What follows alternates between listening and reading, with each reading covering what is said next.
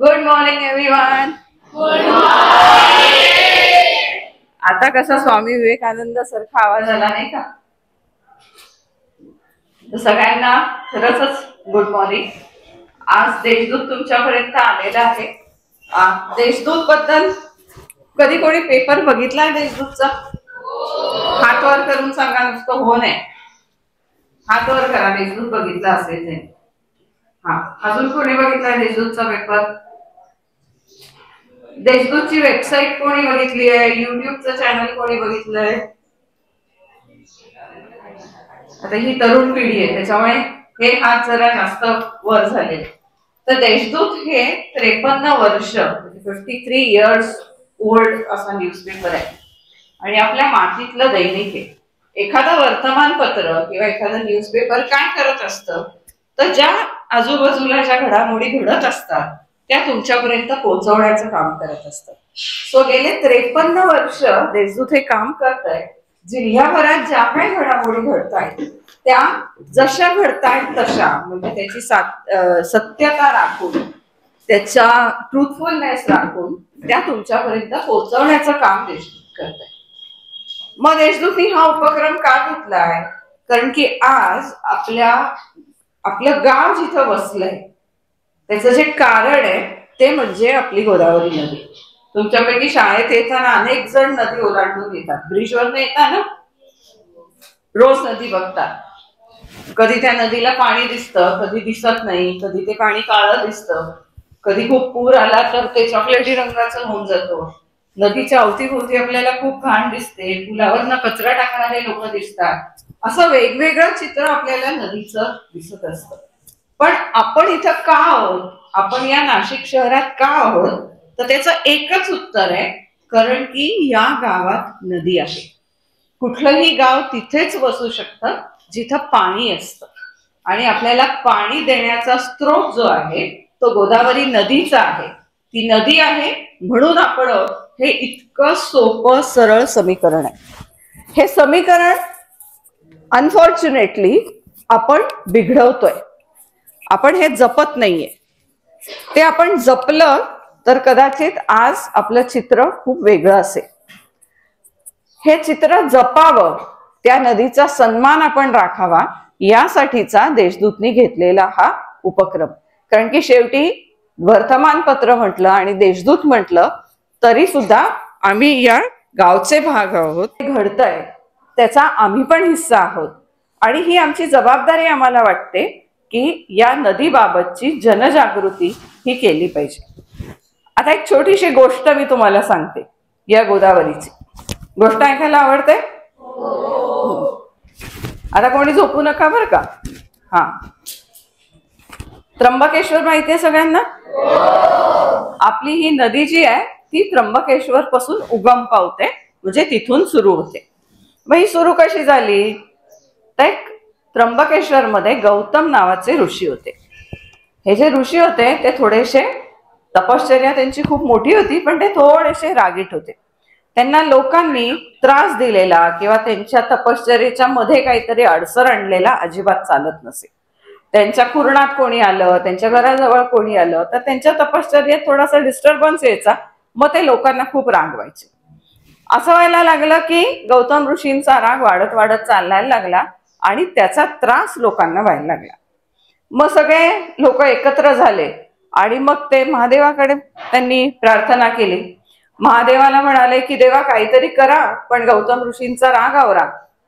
आणि मग देव म्हणाले की आता प्रजेला त्रास होतोय तर काहीतरी तर आपल्याला केलंच पाहिजे. मग महादेवानी गणपतीला सांगितलं. गणपती कोण आहे? महादेवांचा पुत्र आहे. मग पुत्र म्हणजे वडिलांची आज्ञा तर पाळली पाहिजे. तुम्ही ऐकता का तुमच्या वडिलांचं? हो म्हणतात आणि नाही ऐकत ना. जर का तुमचे पप्पा म्हणाले अभ्यास करायला बस, तर आपण काय म्हणतो? थांबा थोड्या वेळाने, आधी टीव्ही बघतो, आधी मोबाईल बघतो, किंवा थोडा वेळ बाहेर मित्रांशी खेळून येतो, मैत्रिणींशी खेळून येते.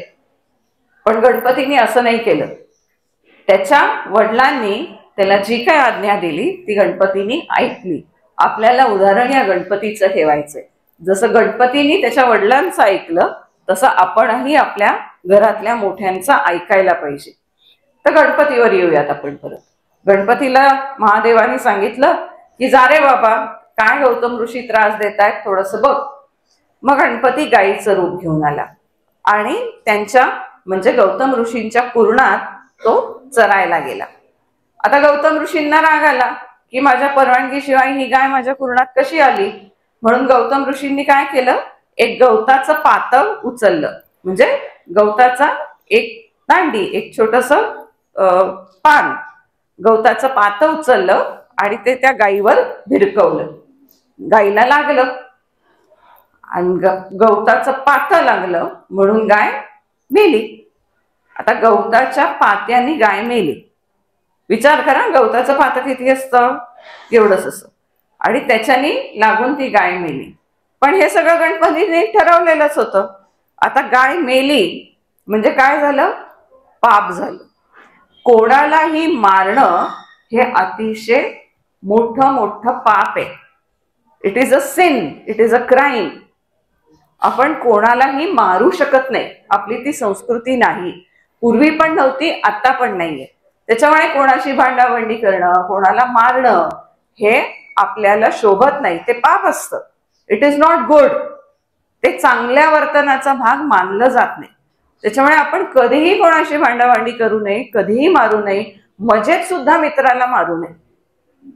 तर गणपतीला पाता लागलं म्हणून तो मेला आणि ते पाप झालं. मग आता प्रायश्चित्त केलं पाहिजे. मग गौतम ऋषींनी परत तपश्चर्येला बसले, पण देवाने ठरवलं होतं की आता यांची परीक्षाच घ्यायची. हे असे कसे चिडतात. म्हणजे याचा तिसरा आपल्याला काय लेसन मिळतो की कुठल्याही प्रकारचा अतिराग हा चांगला नसतो.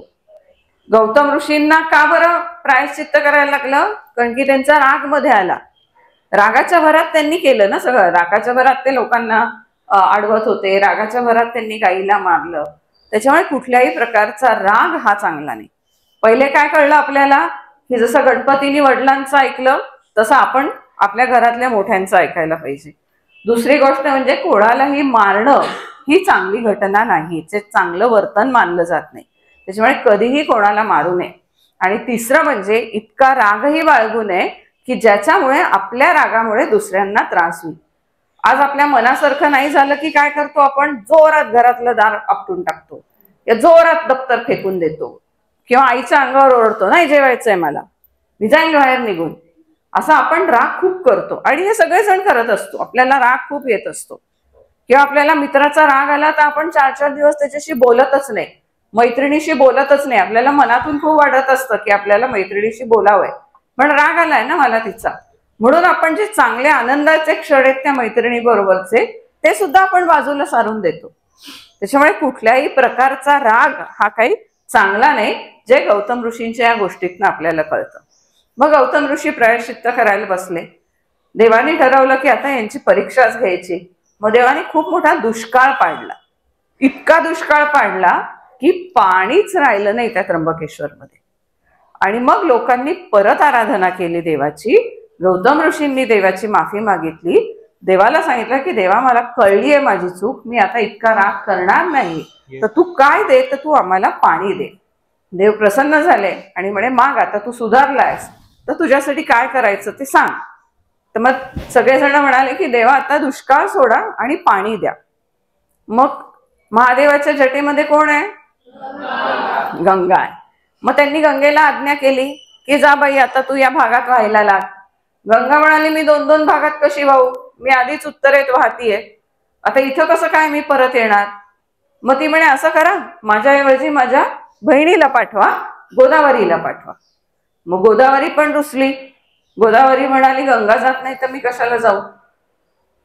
पण देवाची आज्ञा कोणीच टाळू शकत नाही.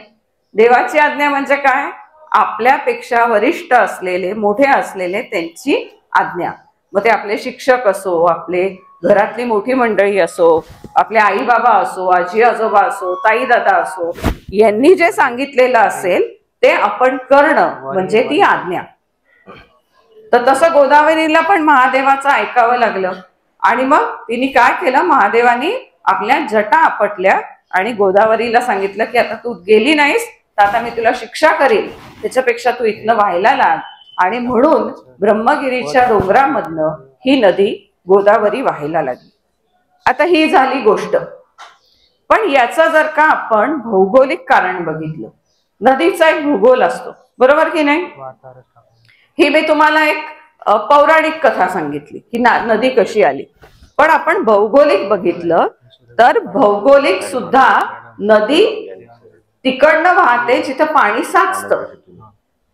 आता ब्रह्मगिरी कुठल्या पर्वत रांगेमध्ये आहे बरं? परत सांगा. पर्वत रांगेमध्ये आहे. तर या सह्याद्रीचा जो सगळा आपल्याला पट्टा त्र्यंबकेश्वरच्या आजूबाजूला दिसतो तिथे ढग अडतात आणि पाऊस जास्त पडतो. त्याला आपण म्हणतो पावसाचं परिक्षेत्र, म्हणजे कॅचमेंट एरिया ऑफ रेनफॉल. तर या कॅचमेंट एरिया ऑफ रेनफॉल मध्ये पाऊस जास्त पडल्याने पाणी त्या डोंगरामध्ये साचतं. ते पाणी साचलं की पाण्याचा एक मुळात स्वभाव असतो, पाणी नेहमी उंच ठिकाणाहून खालच्या ठिकाणाकडे व्हायला लागतं. ग्रॅव्हिटी असते, गुरुत्वाकर्षण आहे, कळतं तुम्हाला? त्या गुरुत्वाकर्षणच्या प्रिन्सिपलनी आणि पाण्याची प्रॉपर्टी, पाणी जड असल्याने पाण्याची property is a heavy property, त्याच्यामुळे पाणी वरतून खाली व्हायला लागतं. जे पाऊस पडतो, जे पाणी या डोंगरामध्ये या दगडांमध्ये साचतं, तिकडनं ते पाणी हळूहळू खाली यायला लागतं. मग पाण्याला जिथे रस्ता मिळेल तिथे पाणी जातं. त्याच्यामुळे दगडांमधल्या ज्या भेगा असतात, डोंगरातल्या ज्या फटी असतात, दोन दगडांमध्ये जर का काही होल असेल तर अशा ठिकाणून पाणी व्हायला लागतं. तर ब्रह्मगिरीवर अशा दगडांच्या, ज्याला आपण इंग्लिशमध्ये म्हणतो क्रिव्हायसेस, क्रिव्हायसेस म्हणजे काय? दोन दगडांमध्ये असलेली फट. त्या फटीतनं साचलेलं पाणी जिथं वाहतं तिथं गोदावरीचा उगम होतो. त्याला गंगाद्वार असं म्हटलं जातं. त्याचं नाव गंगाद्वार आहे. आणि तिकडनं नदी ही त्र्यंबकेश्वर मध्ये येते, खाली कुशावर्तात येते, कुशावर्तामधनं ती पुढे जाते आणि पुढून ती नाशिकला येते. पण नाशिकला काय बघतोय आपण हे नदीचं चित्र, की आपण एक धरण बांधलंय, गंगापूर धरण. सगळ्यांना माहिती आहे गंगापूर धरण? आपण ऐकलेलं आहे. आपल्याला पाणी कुठून मिळतं? गंगापूर धरणातनं मिळतं. आपल्या नदीला तेव्हाच पाणी येतं जेव्हा गंगापूर धरणातनं ते सोडलं जातं. म्हणजे नदीचा प्रवाह आता नैसर्गिक राहिलेला नाही. ही पहिली चूक आपण केलेली आहे. दुसरं म्हणजे आता देवांगभाई त्याच्यावर जास्त बोलतील की आपल्या गोदावरी नदीवर अनेक वेगवेगळ्या काळात अनेक दानशूरांनी खूप सारे घाट बांधले. घाट कुठे बांधले? की जसं मी म्हटलं की ज्या दगडांच्या फटी असतात, पाणी वरतून खाली येतं. नाशिक हे 9 शिखरांवरती वसलेलं गाव आहे, ज्याचं मूळ नाव होतं नवशिखा आणि 9 शिखरांवर बसलेलं गाव म्हणून त्याचं नाव झालं नाशिक. तर या 9 शिखरांवरनं येणारं जे पाणी आहे ते पाणी हळूहळू येऊन नदीला मिळतं, कारण की परत उंच ठिकाणातून खालच्या ठिकाणी पाणी येणार. तर अशा सगळ्या ठिकाणाहून जे पाणी येतं ते नदीला मिळतं. जिथं जिथं ते मिळतं तिथं घाट बांधले गेले आणि म्हणून मग आपल्याकडे नदीचा प्रवाह हा जीवित राहिला. आज या नदीमध्ये कॉन्क्रीट टाकलं गेलंय तळाला. आपण जर का रामकुंड बघितलं, त्याच्या पुढचा भाग बघितला तर त्या तळाला कॉन्क्रीट आहे. त्याच्यामुळे नदीचे जे नैसर्गिक स्रोत आहेत बुजवून टाकलेले, घाटाचे जे नैसर्गिक स्रोत आहेत ते बुजवून टाकलेले आहेत आणि ते परत जीवित होण्याचं काम देवांगभाई जानी करतायत. खूप मोठा लढा ते देत आहेत. ते न्यायालयात गेलेले, न्यायिक लढा ते देत आहेत आणि त्यांनी असं न्यायालयाला सांगितलंय की आमची नदी आम्हाला परत जिवंत करून द्या. जिवंत करून द्यायचा अर्थ काय? की जे सगळे स्रोत आहेत नदीतले ते परत खुले झाले पाहिजे. ते खुले झाले तर नदी प्रवाहित राहील. नदी प्रवाहित राहिली म्हणजे ती जिवंत होईल. आणि नदी जर का जगली तर आपण जगू. नदीच्या भोवती किंवा नदीच्या आतमध्ये तिची एक बायोडायव्हर्सिटी असते, एक जैववैविध्यता असते की नदीमध्ये उगणारी झाडं असतात, छोट्या छोट्या वेली असतात, मासे असतात, जीवजंतू असतात. तर हे एकमेकांवर त्यांचं अवलंबून असलेलं चक्र असतं, ज्याला आपण जैववैविधता म्हणतो. ती जैववैविध्यता टिकली तर पाणी चांगलं स्वच्छ राहील आणि हे सगळं राहावं म्हणून उभा केलेला देवांगभाईंचा हा लढा. तर आता तुम्हाला मी पार्श्वभूमी सांगितली, नदी कुठून आली हे सांगितलं, त्याची परिस्थिती आज काय आहे ते सांगितलं, आणि देवांगभाईंकडनं आता आपण ऐकूयात की हे कुंड काय आहेत, ते किती काय आहेत, किती कुंड आहेत, त्याची परिस्थिती काय आहे आणि त्याच्यासाठी आपल्याला काय करायला पाहिजे. विवेकानंद शाळेमध्ये मला बोलायची संधी दिली त्याबद्दल विशेष आभार मानतो. कारण की विशेष आभार मी शक्यतो मानत नाही, कारण की मी आरपी विद्यालयामध्ये शिकलेलो आहे आणि पायी जायचा माझा जुना रस्ता होता मॅडम. म्हणजे याला जुना पंचवटी पोलीस स्टेशन म्हणायचे. आणि एक दुसरी आठवण अशी का 1957 म्हणजे 1957 मध्ये आमचे वडील या जागेमध्ये आरपी विद्यालय होते पूर्ण. आणि या आरपी विद्यालयामध्ये माझ्या वडिलांनी मेट्रिक म्हणजे आता तुमचे SSC 10वी इथून केलेली 1957 साली. आणि त्या शाळेच्या जागेमध्ये मला बोलायची संधी मिळते त्याचा एक विशेष आनंद होतो. म्हणजे एकदम जिव्हाळ्याचं नातं म्हणता येईल. आणि एक थोडा एक जे म्हणतो ना आपण इन पार्सल आणि थोडी जेलसी जे आहे ते अशी होती की आम्ही गुजराती मीडियम मध्ये शिकलेलो आणि तुमची इंग्लिश मीडियम होती. म्हणजे मी ज्यावेळेस शाळेत होतो त्यावेळेस, त्यामुळं अतिशय जिव्हाळ्याचे संबंध आहे. आणि स्वामी विवेकानंदाचं नाव म्हटल्यावर काही विषयच नाही. आता मूळ विषयाकडे आपण वळूया. गोदावरीचे 3 भाग करू आपण. 3 भाग म्हणजे एक मुघलकालीन, एक पेशवेकालीन आणि एक ब्रिटिशकालीन. का आता जी वर्तमान स्थिती आपल्या सर्वांना माहिती आहे का, गोदावरीची स्थिती कशी प्रदूषित झाली आहे. तुम्ही पेपर वगैरे किती पोरं वाचतात, न्यूजपेपर वगैरे वाचतात का नाही? सकाळी वाचतात का? खरंच वाचायला सुरुवात करा आता मॅडम. आपण पण एक थोडं वाचनालय सुरू करून दैनिक वगैरे वाचायची सवय केली पाहिजे. म्हणजे त्या दैनिकातून नाशिकमध्ये काय चाललेलं आहे हे आपल्याला वर्तमान स्थिती कळायला पाहिजे. आता वर्तमान स्थिती गोदावरीची सर्वांना माहिती आहे. आता मी तुम्हाला सांगतो, पूर्वी आता तुम्ही नाशिक मधून जर पंचवटीत येत असाल म्हणजे विक्टोरिया ब्रिज ओलांडून, थोडक्यात म्हणजे अहिल्यादेवी होळकर ब्रिज ओलांडून जर पंचवटीत येत असाल किंवा पंचवटीतून तुम्हाला नाशिकमध्ये जायचं असेल तर 1895च्या आधी म्हणजे किती वर्ष झाले, 126-27 वर्ष नियर बाय झाले. त्यावेळेस तुम्हाला येण्यासाठी एकमेव मार्ग होता. कुठला मार्ग होता? गोदाजल मार्ग. म्हणजे गोदाजल मार्ग म्हणजे नदीतून जावं लागत होतं त्यावेळेस. आणि त्यावेळेस बोटीद्वारे प्रवास करावा लागत होता आणि बोटद्वारे जावं लागत होतं. आणि 6 ते 7 महिने गोदावरी नदीमध्ये मोठ्या प्रमाणामध्ये पाणी साठा होता, म्हणजे पाणीचा प्रवाह मोठा होता. त्यामुळे तुम्हाला जर पाणीचा प्रवाह कमी असला तर सांडवे माहिती आहे आपल्याला. सांडवे म्हणजे दुटोंड्या मारुतीचा इथला छोटा जो पूल आहे, म्हणजे पायी आपण जे चालतो, फूट ओव्हर नाही, फूट ब्रिज.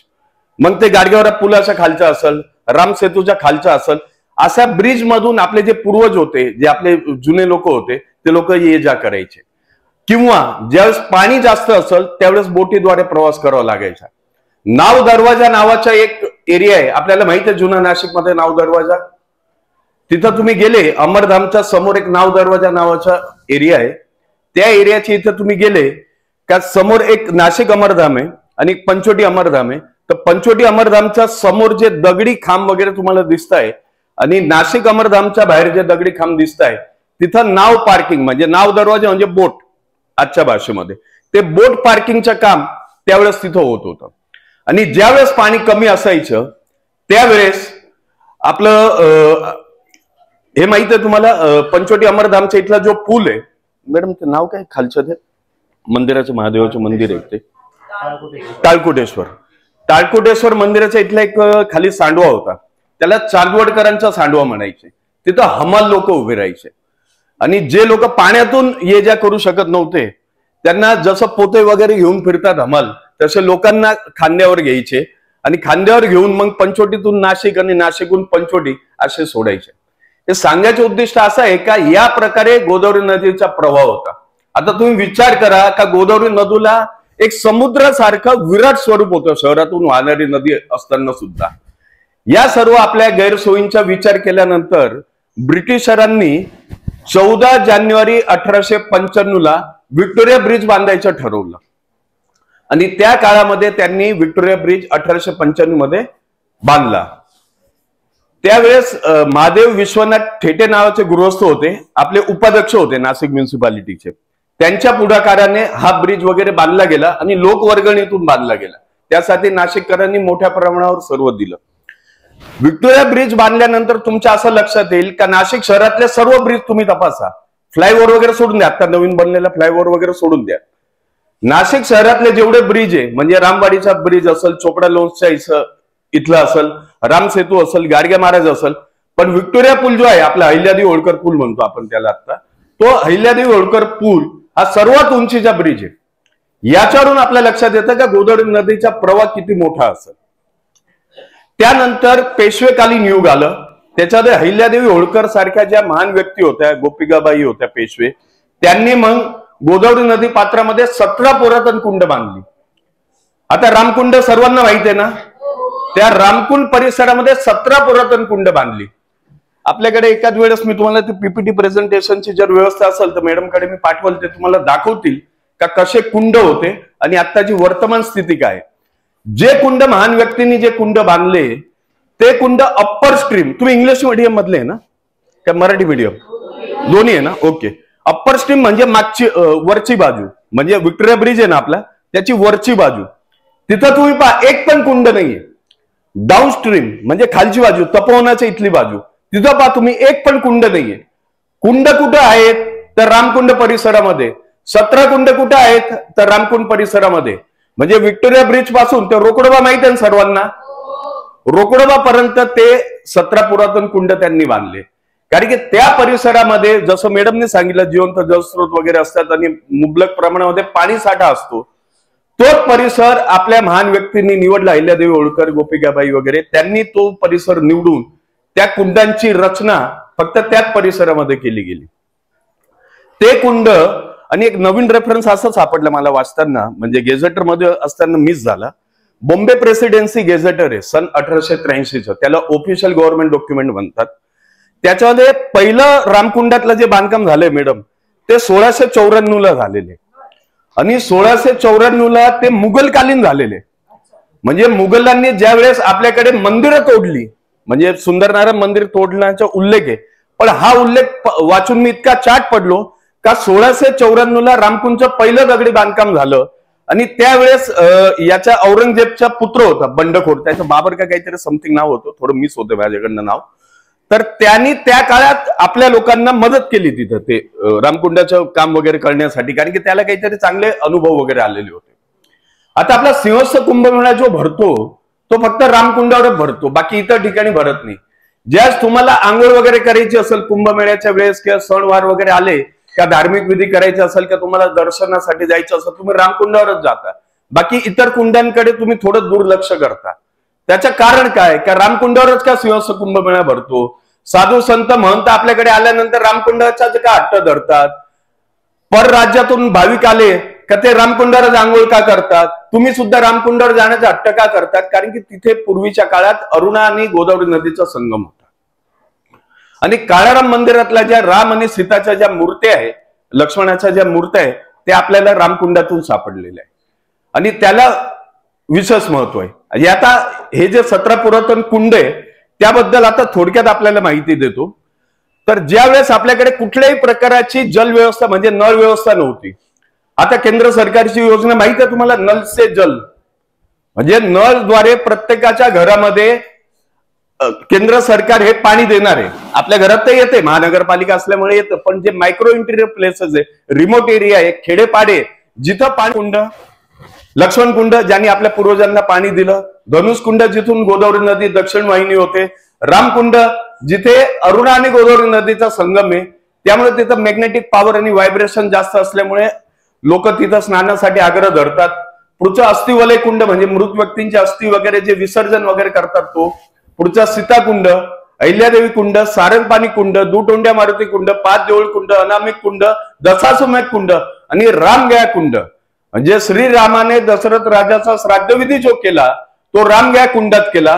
पुढच्या पेशवे कुंड, त्याच्या 1720च्या आधी ते नाव होतं सिंतोडे महादेव कुंड. म्हणजे मॅडमचं जे बालाजी मंदिर आहे, बालाजी मंदिर माहित आहे ना आपल्याला, हा, बालाजी मंदिराच्या बाहेर जो पेशवा कुंड आहे तिथं पंचनद्यांचा संगम व्हायचा आणि बालाजी कोटच्या इथून यांच्या इथून ती सरस्वती नदी यायची पूर्वी.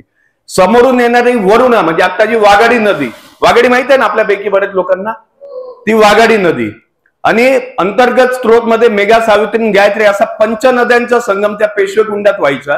पुढच्या आपलं खंडोबारायांचं मंदिर माहिती आहे ना, गाडगेबाबा पुलाच्या इथलं खंडोबा मंदिर, आणि या प्रकारे ओक कुंड आणि शेवटचा आपला सिद्धेश्वर कुंड, या प्रकारे 17 पुरातन कुंड हे सर्व त्यावेळेस आपले बनले गेले होते. ते नाशिक महानगरपालिकेने सन 2002 मध्ये रिव्हर बेड मध्ये कॉन्क्रिटायझेशन करून ते कुंड वगैरे बुजवले. बुजवल्यानंतर जी आपली स्वावलंबी गोदावरी नदी होती ती गंगापूर धरणाच्या पाण्यावर परावलंबी नदी होऊन गेली. आता गंगापूर धरणातून पाणी सोडलं तर नदीचं स्वरूप तिला प्राप्त होतं, अन्यथा नदीचं रूपांतर नाल्यात होतं आणि हळूहळू तुम्ही आता एप्रिल मे जसा जसा जवळ येईल तिथे नंतर मग त्याचं रूपांतर गटलीत होत जातं. आता आपण यासाठी बॉम्बे हायकोर्टामध्ये याचिका दाखल केली होती, जनहित याचिका म्हणतात त्याला. त्याचा निकाल आपल्या बाजूने लागला. त्याच्यामध्ये आपण 5 कुंडातलं कॉन्क्रीट काढलं. त्याच्यामध्ये अनामिक कुंड, दशाश्वमेध कुंड, रामगाय कुंड, पेशवे कुंड आणि खंडोबा कुंड, या 5 कुंडातलं कॉन्क्रीट आपण काढलं. त्याच्यामध्ये पहिल्या टप्प्यामध्ये आपण 3.5 लाख किलो सिमेंट कॉन्क्रीट नदी पात्रातून काढलं. नदी पात्र म्हणतोय आपण, पात्राच्या मध्ये कुंडांच्या मधलं बँक म्हणत नाही, काठा म्हणत नाही, नदी पात्रातलं 3.5 लाख किलो सिमेंट कॉन्क्रीट आपण काढलं. आणि उर्वरित जे सिमेंट कॉन्क्रीट होतं मॅडम, त्याची आकडेवारी आपण घेतली, ते 1.5 लाखाच्या वरती जात आहे. एकूण 5 कुंडातून आपण 5 लाख किलो सिमेंट कॉन्क्रीट काढलं आणि नदीला पुनर्जीवित करून देण्याचा आपण प्रयत्न केला. त्याचा फायदा असा झाला आपल्याला का गोदाघाट परिसरात किती लोक राहतात सांगा बरं मला. गोदाघाट परिसरात कुठे राहतं आपल्यापैकी? तर त्या परिसरामध्ये 3.5 मीटरनी पूर पातळी घटली. बायोडायव्हर्सिटी मध्ये जैवविविधता जी असते, विविध प्रकारचे जे मासे वगैरे असतात ते आता पुनर्जीवित व्हायला सुरुवात झालेली आहे. आणि गोदावरी नदीला जसा वाढण्याचा अधिकार, आता तुम्हाला माहिती आहे ना आरतीवरून वाद सुरू आहे, अधिकारावरून आरतीवरून वाद सुरू आहे माहिती आहे, रामकुंडावर गोदा आरतीवरून, म्हणजे अधिकार पदावरून तिथं वाद सुरू आहे. आम्ही जे भांडतोय किंवा आम्ही जे लढाई लढतोय ती गोदावरीच्या नदीपण साठी लढाई लढतोय का, नदी गोदावरी नदीला नदीपण आपण दिलं पाहिजे, गोदावरी नदीला तिला तिच्या वाहण्याचा अधिकार आपण प्रदान केला गेला पाहिजे, त्यासाठी आपला लढा आहे. आणि या प्रकारे हे सर्व पाहिल्यानंतर आताची वर्तमान स्थिती, आता उर्वरित 12 कुंडांचं सिमेंट कॉन्क्रीट काढायचं काम बाकी आहे. कॉन्क्रीट काढायच्या आधी एक ट्रायल बोर घेतला गेला. बोरवेल करतात माहिती, असं खोदकाम वगैरे करून आतमध्ये जाऊन पाणी वगैरे बाहेर काढायचा प्रयत्न करतात.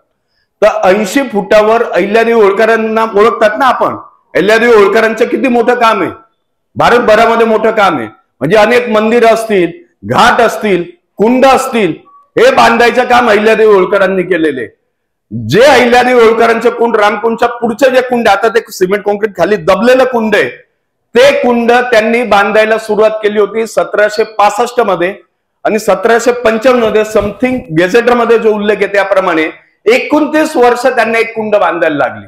आणि ते कुंड महापालिकेने फक्त 1 ते 1.25 महिन्याच्या आत बुजवून टाकलं ते सिमेंट कॉन्क्रीटचं. आता तिथं ते ट्रायल बोर्ड घेतल्यानंतर 1 मिनिटाला 44 लिटर पाणी आलं, 24 तास नॉन स्टॉप. कुठल्याही बोरवेल मधनं आपण जर पाणी काढलं तर एक ठराविक कालावधी नंतर पाणी आटतं, नंतर त्याला रिचार्ज होऊ द्यावं लागतं, बोरवेल मध्ये परत पाणी येतं म्हणजे पुनर्जीवित होतं आणि नंतर पाणी लागतं.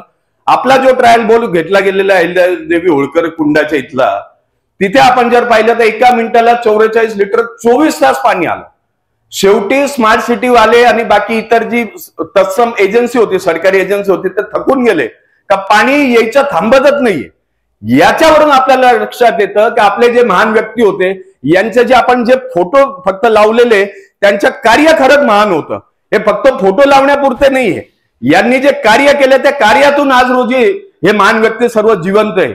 आता अहिल्यादेवी होळकरांनी तिथंच का कुंड बांधलं, बाकी इतर ठिकाणी का नाही बांधलं? कारण की त्यांचा अभ्यास इतका असेल, त्यांचं सायन्स इतकं पॉवरफुल असेल, त्यांची दूरदृष्टी इतकी पॉवरफुल असेल की याच परिसरामध्ये मोठ्या प्रमाणामध्ये जिवंत जलस्रोत आहे, त्यामुळे आपण इथं कुंड वगैरे बांधलं. या संदर्भात आपले काही प्रश्न वगैरे असतील, जास्त वेळ घेत नाही, आपले काही प्रश्न असतील किंवा काही शंका कुशंका असतील किंवा काही क्युरिओसिटी असेल, काही जिज्ञासा वृत्तीने काही प्रश्न विचारायचे असतील तर नक्की विचारा. धन्यवाद. जय हिंद, जय महाराष्ट्र.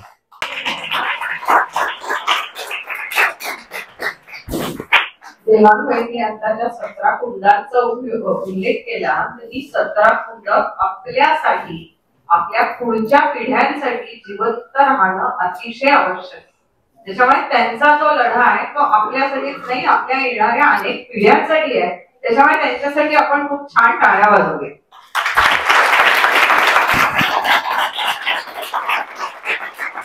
एवढा अभ्यास करणं, ते कुंड कधी तयार झाले, किती पाणी आहे ते सिद्ध करून दाखवणं हे सोपं काम नाहीये.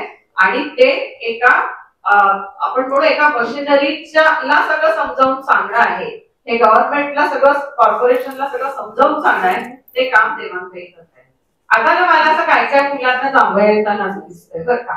कुठेतरी तुम्हाला दुपारच्या शाळेची सवय आहे ना, सकाळी सकाळी तुम्हाला बोलवून ठेवलेलं आहे. तर आपण एक छोटासा गेम खेळूया. तुम्हाला आम्ही ही एवढी खूप छान सगळी माहिती दिली. आता मी काही प्रश्न विचारणार आहे, रॅपिड फायर राऊंड, आणि तुम्ही उत्तरं द्यायची. ठीक आहे? ज्या ऋषींचा मी उल्लेख केला जे खूप रागीट होते त्या ऋषींचं नाव काय? वा. Yes, Gautam Rishi. Very good. गाय म्हणून कोण आलं? गणेश, गणपती बाप्पा आले. गुड. देवांबाईंनी सांगितलं रामकुंडात 2 नद्यांचा संगम आहे.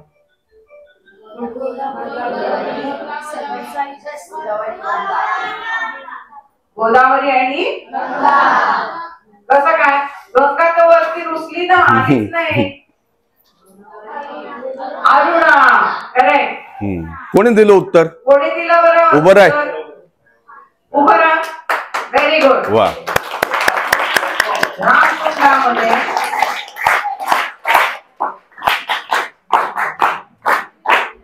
2 नद्यांचा संगम आहे. जी वाहतीये ती गोदावरी आणि तिला जी मिळतीये ती अरुणा. या अरुणा नदीचा उगम जो आहे तो अरुणा नदीचा उगम आपलं रामशेष किल्ला, रामशेष आणि इंद्रकुंड मार्गे इंद्रकुंडामध्ये येते. रामशेष किल्ल्यावर तिचा उगम आहे. ती इंद्रकुंडात परत प्रगट होते आणि इंद्रकुंडातून ती गोदावरीमध्ये येते. तर हे 2 किल्ले आहेत. त्याच्यानंतर त्यांनी उल्लेख केला एका मोठ्या व्यक्तिमत्वाचा की ज्यांनी एक कुंड 20 वर्ष बांधलं. कोण होत्या त्या? अहिल्याबाई होळकर. बरोबर. त्याच्यानंतर रामकुंडात कोणाच्या मूर्ती सापडल्या? राम, सीता आणि लक्ष्मण. ऐकत होते बरं का?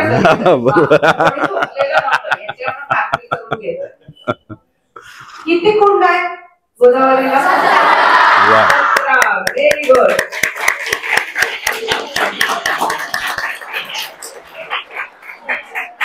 आतापर्यंत देवाणबाईंच्या लढ्यामधलं किती कॉन्क्रीट काढलं गेलं?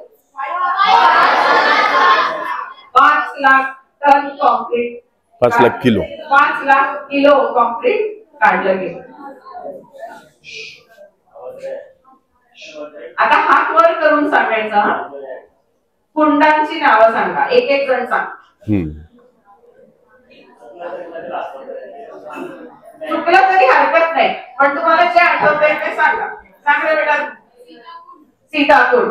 मागे अहिल्याबाई होळकर कुंड, लक्ष्मण कुंड, रामकुंड.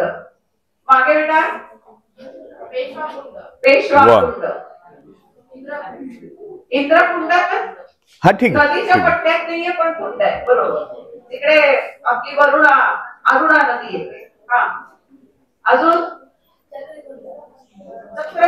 चक्रीकुंड म्हणजे बरोबर बोलला तो. म्हणजे लहानपणी 2 मोऱ्या होत्या ना, तिथं चक्र तयार व्हायचे एकदम. त्याच्या म्हणजे आम्ही लहान होतो त्याच चक्रीकुंड म्हणायचो. बरोबर. परफेक्ट. गुड.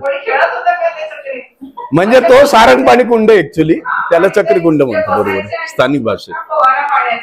वा वा वा. खंडोबा कुंड, खंडोबा मंदिराच्या समोरचा कुंड. अजून दशरथ राजाचं श्राद्ध कुठे झालं? रामगया कुंड. वा वा वा. क्या बात आहे. आणखी कुंडाचं नाव बालाजी मंदिराच्या समोरचं पेशवे कुंड. पेशवे कुंड आहे. बालाजी मंदिर आहे. चक्रीकुंड तर त्यांनी ते आजकालचं नाव आहे ते सांगितलं. दशमेश. दशाश्वमेध. जसं अश्वमेध कुंड हे तुमचं नीलकंठेश्वर मंदिर आहे, म्हणजे आपलं नारोशंकराचं मंदिर आहे त्याच्या समोरचं कुंड. तर तुम्हाला आता ह्या बऱ्यापैकी या नदीचा जो भूगोल आहे हा खूप छान समजलाय असं आपण म्हणतो. पण ही नदी स्वच्छ ठेवायचं काम आपण करू शकतो. लढा देवाणभाईंसारखे सगळे गोदापुत्र ते करतायत, पण आपल्या हातात काय आहे? आपण काय करू शकतो नदीला जिवंत ठेवायला? प्रदूषण मुक्त ठेवू शकतो, त्याची स्वच्छता करू शकतो. दुसरं कोणी नदी खराब करत असेल तर त्यांना थांबवू शकतो. आणि याच्यासाठी आपल्याला नदीवरच जायचं कारण नाहीये. आपण नदी आपल्या घरातूनही स्वच्छ ठेवू शकतो. आपण ओला सुका कचरा वेगळा करू शकतो. आपण पाणी वाया घालवलं नाही तरी आपण नदीची मदत करू शकतो, कारण की आपल्याला नदीतच पाणी मिळतंय. आता तुम्ही बघताय मागच्या वेळेस पाऊस नाही पडला तर नदीला पाणी कमी होईल. तर त्याच्यामुळे आपण हे पण लक्ष दिलं पाहिजे की आपण पाणी तर वाया घालत नाहीये ना. आपण आता बाटलीत पाणी आणलं, आपण थोडंसं प्यायलो आणि घरी गेल्यावर आपण काय करणार? ते पाणी फेकून देणार.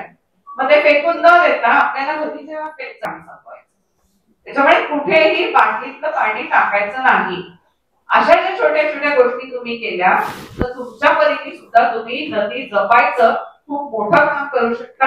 हा एकट्या दुसऱ्याचा लढा नाही, हा आपल्या सगळ्यांचा लढा आहे. याच्यात प्रत्येकाचा सहभाग हा असला पाहिजे.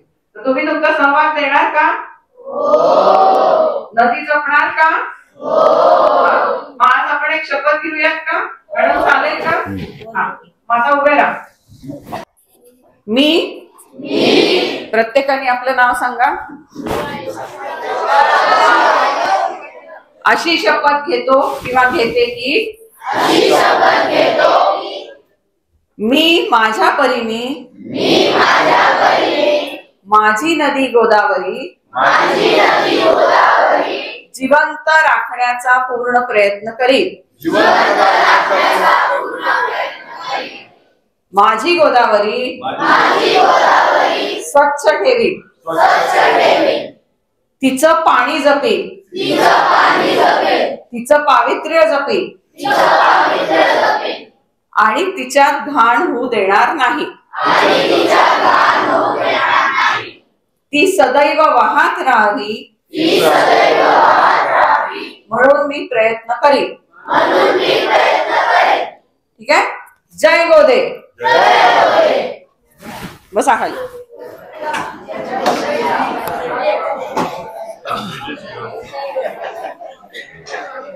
आता तुम्ही सगळ्यांनी ही शपथ घेतली आहे, ही लक्षात ठेवा आणि त्याप्रमाणे आपल्याला वागायचंय.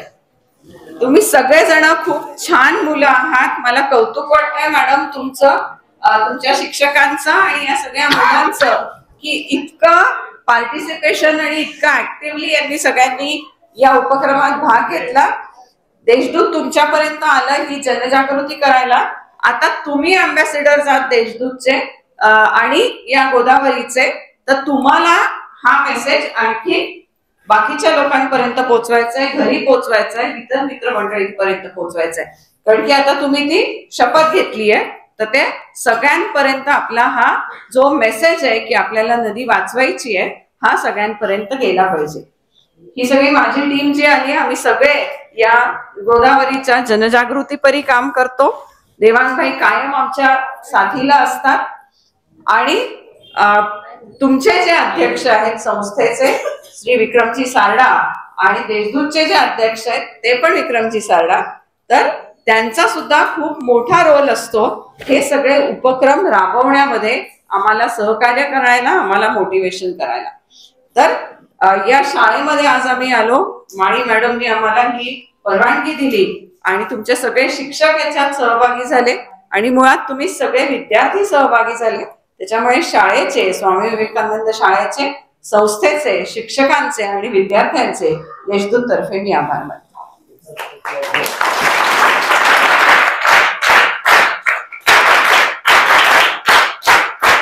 सफर गोदावरीची या कार्यक्रमामध्ये आपल्याला गोदावरी बद्दल खूप छान माहिती मॅडमने आणि सरांनी सांगितलेली आहे. त्यानिमित्त आपण आज गोदागीत पण म्हणणार आहोत, त्यासाठी सर्वांनी हात जोडायचे. डोळे बंद करा व्यवस्थित. सर्वांनी एक साथ गोदा गीत सुरू करायचं.